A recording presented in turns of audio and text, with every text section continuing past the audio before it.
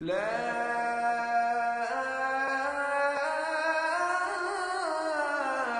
إله إلا الله.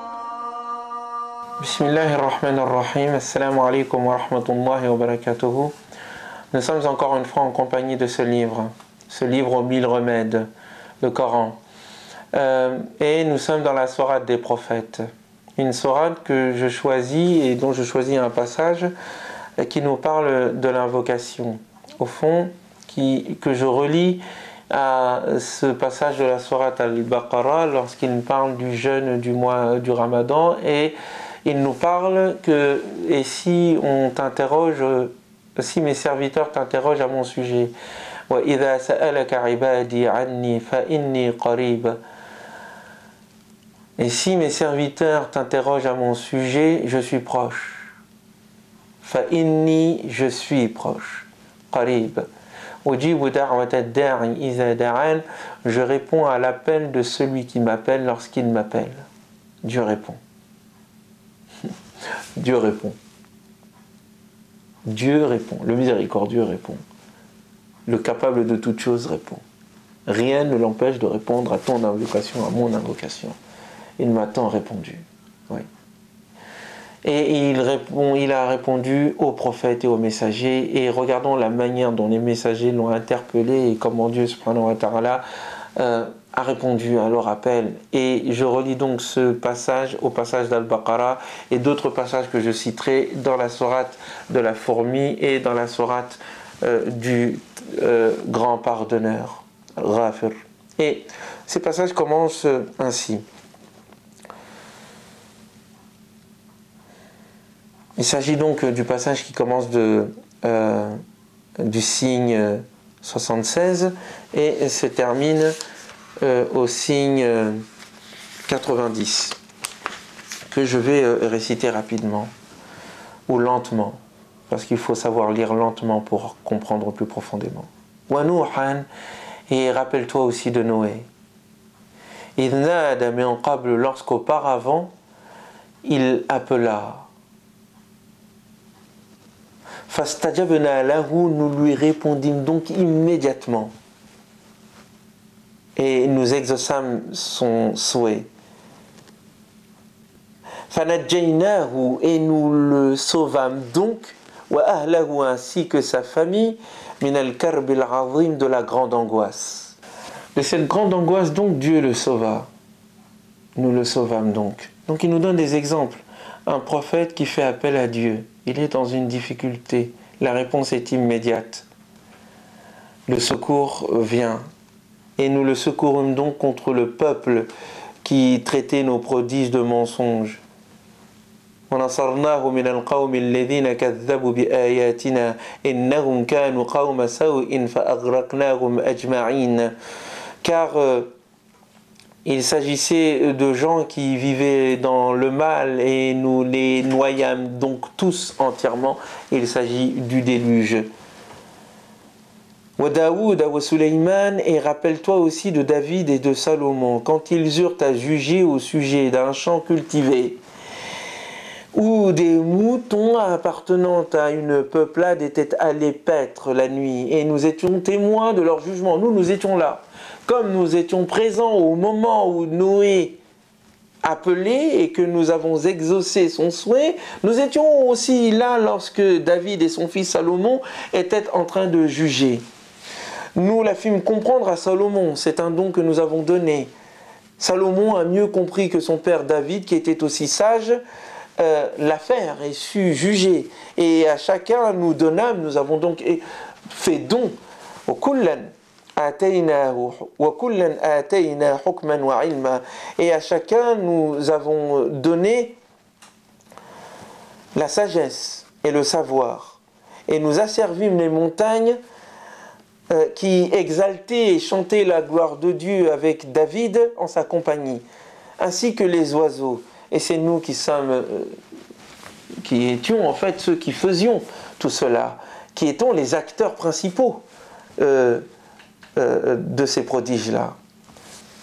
Noé est exaucé. Salomon et David sont la direction et l'objet des dons incessants dits divins. Salomon et David, bénéficiant de ces dons, de ces bienfaits divins, étant reconnaissants, se voient assujettis, se voient mis à leur service la création entière, qui se met en osmose. Les oiseaux, dans leur légèreté, les montagnes, dans leur majesté, sont en osmose dans le champ de gloire que David donne au divin. D'autres dons. Continuons. Ainsi qu'à Salomon qui va recevoir en don aussi le vent qui va et vient en fonction des souhaits de Salomon. Et puis même le fer et les métaux qui sont allégés, qui sont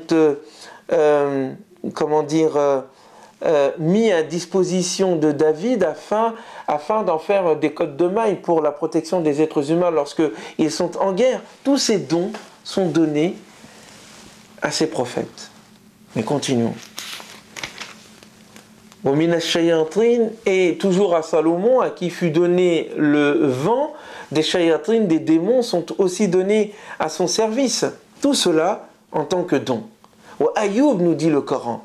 Et rappelle-toi aussi de Job. Donc nous avons parlé de Noé, qui a demandé à Dieu, et Dieu l'a exaucé. Nous avons vu que sans même que David et Salomon demandent quoi que ce soit, des dons en profusion sont donnés à ces prophètes de la part du tout miséricordieux. Un autre prophète nous est cité, Ayoub, et rappelle-toi de Job, lorsqu'il appela son Seigneur. Vous n'étiez pas là, je n'étais pas là. Qui nous raconte cette histoire, celui qui a répondu à cette invocation, comme il répond à la nôtre. Le mal m'a touché. Et tu es de tous les miséricordieux, le plus miséricordieux. Quelle belle invocation.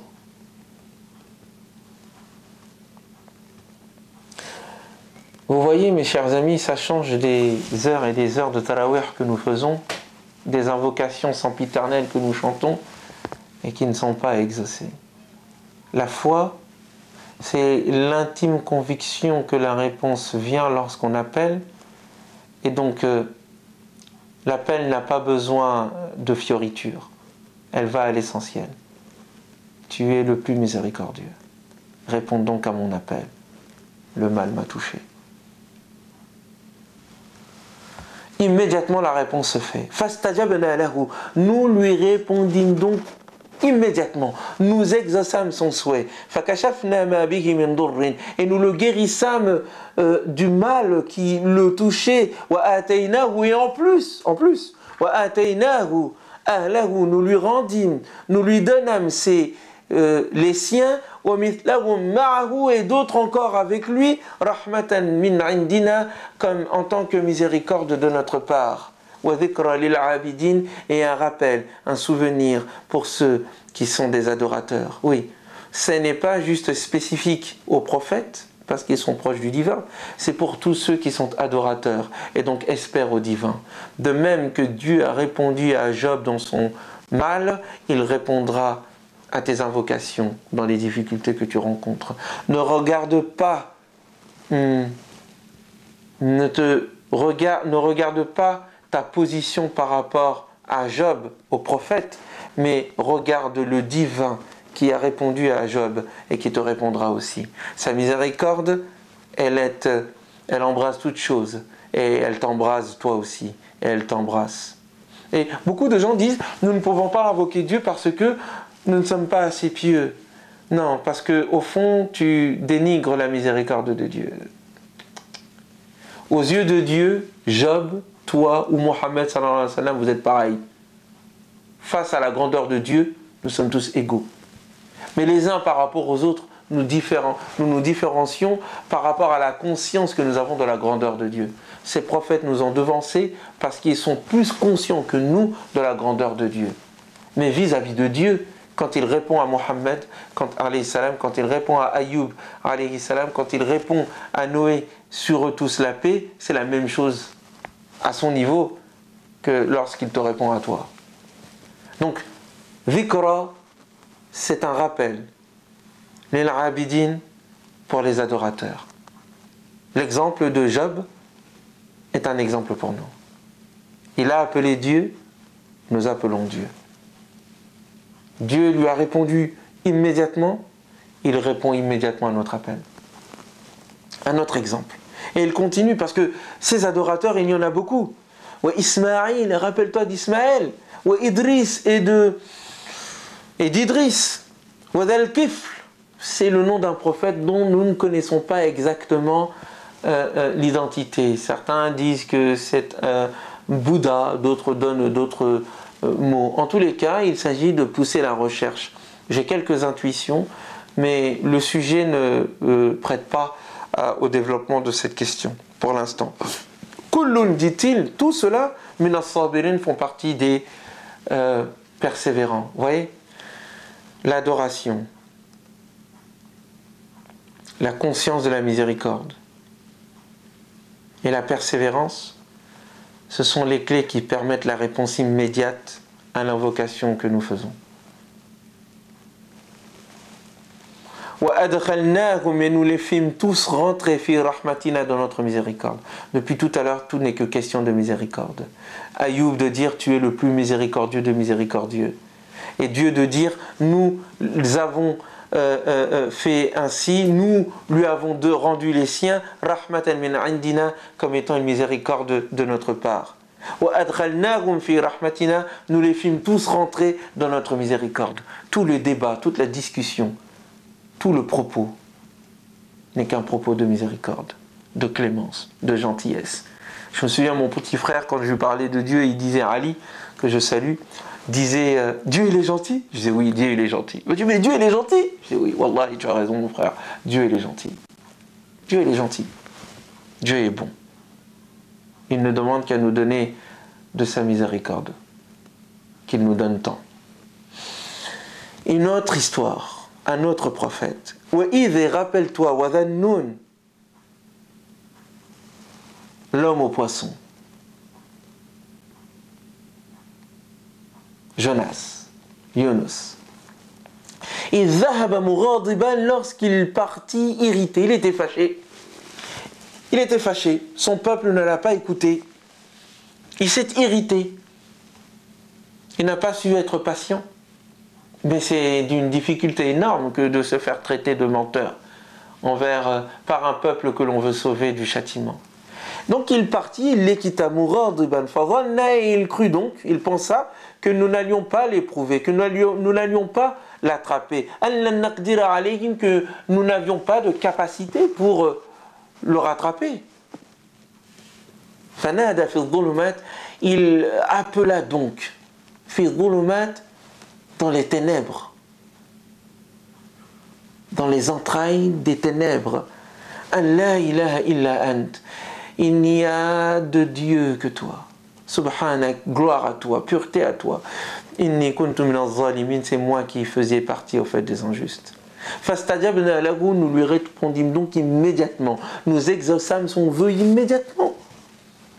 Wa najjaynahu min al-gham, et nous le savâmes donc de l'angoisse qui le tenaillait. Wa kadhalika nunjil mu'minin, et c'est ainsi que nous sauvons les croyants.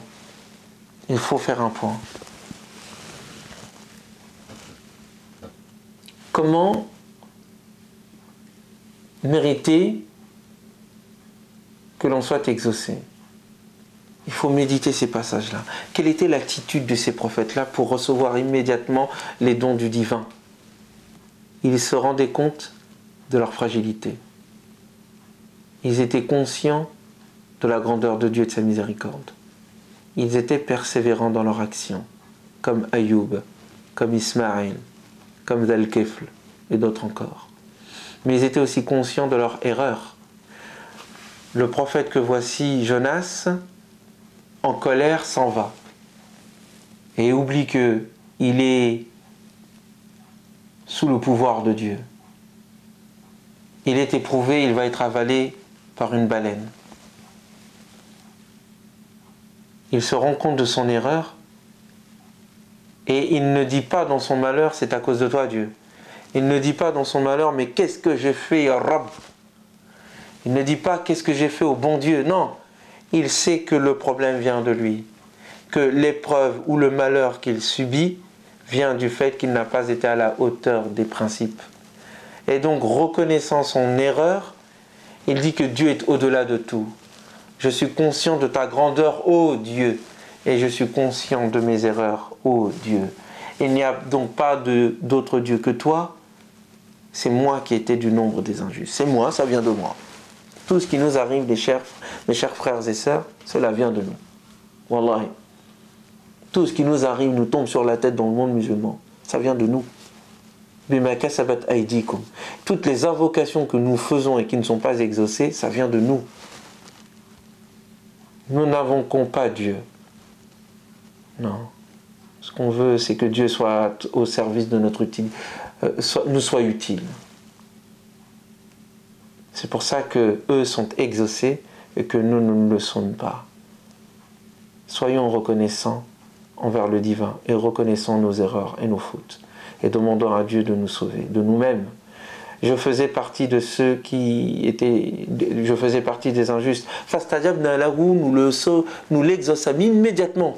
Ici en arabe, le fa que nous retrouvons à chaque fois, fastajabna, c'est l'idée d'immédiateté. Fastajabna, nous lui répondîmes immédiatement. Et c'est ainsi que nous répondons à ceux qui sont croyants. Oui, Dhikra lil abidin, c'est un rappel pour ceux qui adorent Dieu, et c'est ainsi que nous sauvons ceux qui sont croyants. Tu es croyant, tu es persévérant, tu